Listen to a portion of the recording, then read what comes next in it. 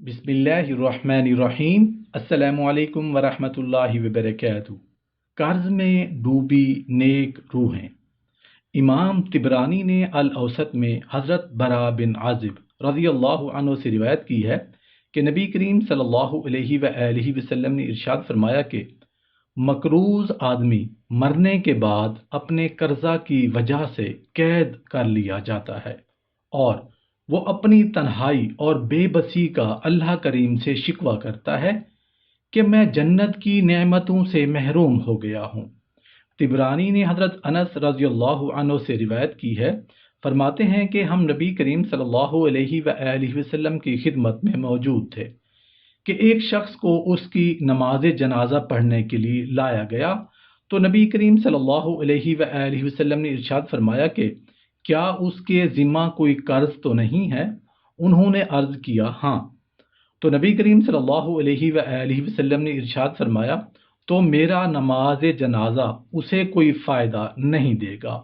کہ انسان کی روح قرضہ کے بدلے میں گروی رہتی ہے، وہ اس وقت تک آسمان پر نہیں جا سکتی جب تک اس کا قرضہ ادا نہ کر دیا جائے۔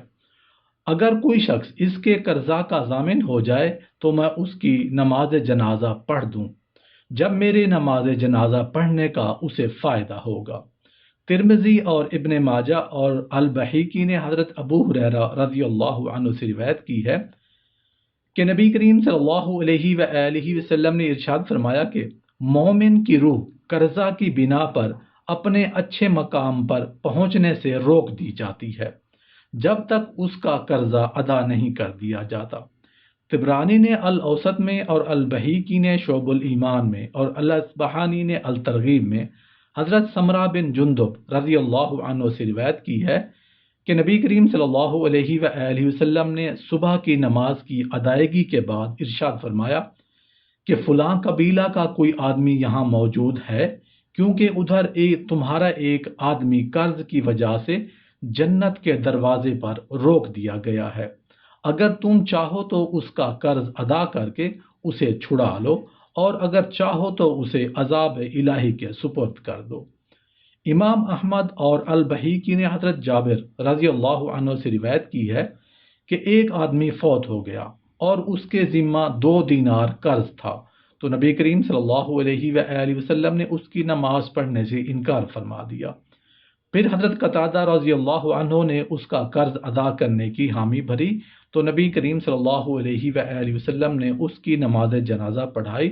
اور اس کے اگلے دن نبی کریم صلی اللہ علیہ وآلہ وسلم نے حضرت قتادہ رضی اللہ عنہ سے استفسار فرمایا کہ اس 2 دیناروں کا کیا بنا؟ انہوں نے عرض کیا قرض ادا کر دیا گیا ہے، تو نبی کریم صلی اللہ علیہ وآلہ وسلم نے ارشاد فرمایا کہ اب اس کی سختی دور ہوئی ہے۔ طبرانی نے حضرت انس رضی اللہ عنہ سے روایت کی ہے، فرماتے ہیں کہ ہم نبی کریم صلی اللہ علیہ وآلہ وسلم کی خدمت میں موجود تھے کہ ایک شخص کو اس کی نماز جنازہ پڑھنے کے لیے لایا گیا تو نبی کریم صلی اللہ علیہ وآلہ وسلم نے ارشاد فرمایا کہ کیا اس کے ذمہ کو قرض تو نہیں ہے؟ انہوں نے عرض کیا ہاں، تو نبی کریم صلی اللہ علیہ وآلہ وسلم نے ارشاد فرمایا تو میرا نماز جنازہ اسے کوئی فائدہ نہیں دے گا کہ انسان کی روح قرضہ کے بدلہ میں گروی رہتی ہے اور اس وقت تک آسمان پر نہیں جا سکتی جب تک کہ اس کا قرض ادا نہ کر دیا جائے۔ اگر کوئی شخص اس کے قرض کا ضامن ہو جائے تو میں اس کی نماز جنازہ پڑھ دوں جب میرے نماز جنازہ پڑھنے کا اسے فائدہ ہوگا۔